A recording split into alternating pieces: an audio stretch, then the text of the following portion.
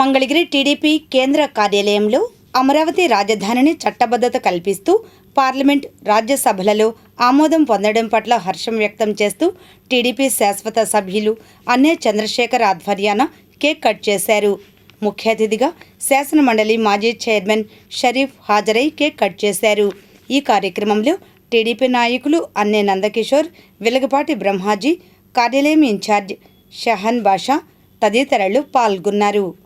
అనంతరం వారు మాట్లాడారు. అమరావతిని గెలిపించారు ప్రజలు. మూడు ముక్కలాట ఆడి 3 రాజధానులన్న మరి ఏదైతే జగన్మోహన్ రెడ్డి గారు వివరించిన తీరుకి అసహించుకుని చిరాకు పడి ఆయనకి 11 స్థానాలకే పరిమితం చేసి కనీసం ప్రతిపక్ష హోదా కూడా లేకుండా ప్రజలకు శిక్షించారంటే ఆయన విధానానికి, ఆయన తత్వానికి, ఆయన చేసిన మరి నిరంకుశ విధానాలకి ఇది ఒక నిదర్శనం. ఆ రకమైన శిక్ష ప్రజలు విధించారు. అయినా కూడా ఈరోజు కూడా ఆయన బుద్ధి మారలేదు.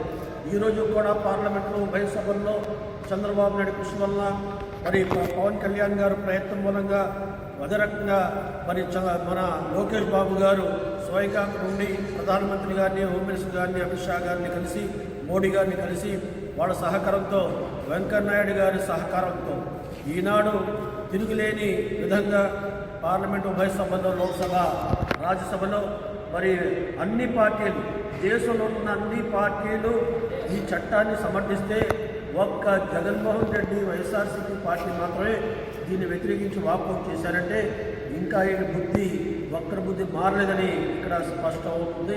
అంతే. మన అమరావతి మన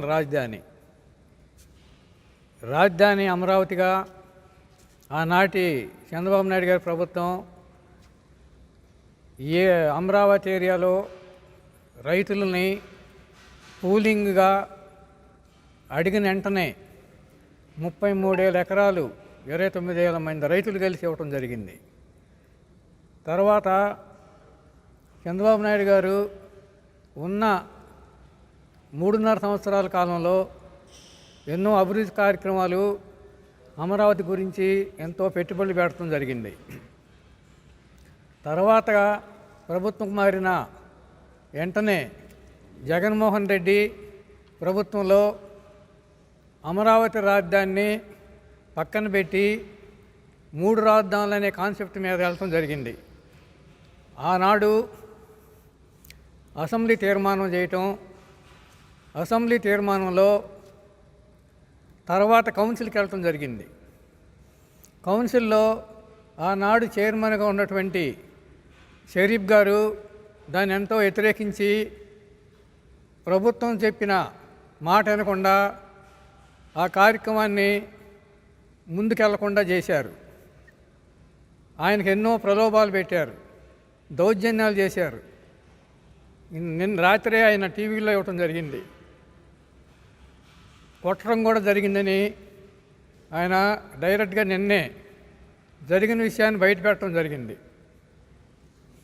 అలాంటి షరీఫ్ గారికి ఆనాడు రాజధాని ఆగటానికి ముఖ్య కారకుడు ఆనాడు కౌన్సిల్ చైర్మన్ అయినటువంటి షరీఫ్ గారే. ఆయన ద్వారా ఈ పార్టీ ఆఫీస్కి రావటం, ఆయనతో కేక్ కట్ చేయించాలనే ఉద్దేశంతో ఇక్కడ రావటం జరిగింది. ఇప్పుడు జరగబోయే ఈ 3.5 సంవత్సరాల్లో ఇప్పుడు మన బాబు గారు మొన్నే రాజధానిలో ఎంత ఖర్చు అవుతుంది, ఎంత 56,000 కోట్లు అన్ని వివిధ పనులకి వాడుతున్నాం అనే ఉద్దేశం ఆయన మాట్లాడటం జరిగింది.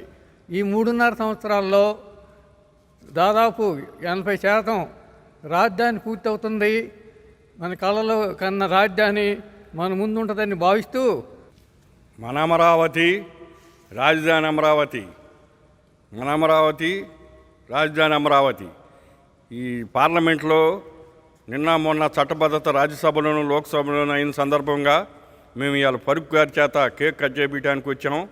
మన రాజధాని మన అమరావతి. ఈ మాట నిలబెట్టినందుకు చంద్రబాబు గారికి, లోకేష్ గారికి ధన్యవాదాలు తెలుపుకుంటున్నాం. అలాగే అమరావతి రైతులందరికీ కూడా మా మామగారు అయిన పోల్ రంగారావు గారు, రామారావు గారు వీళ్ళంతా కూడా కలిసి 150 ఎకరం ఇచ్చి ఉన్నారు. కాబట్టి మన రాజధాని మన అమరావతి.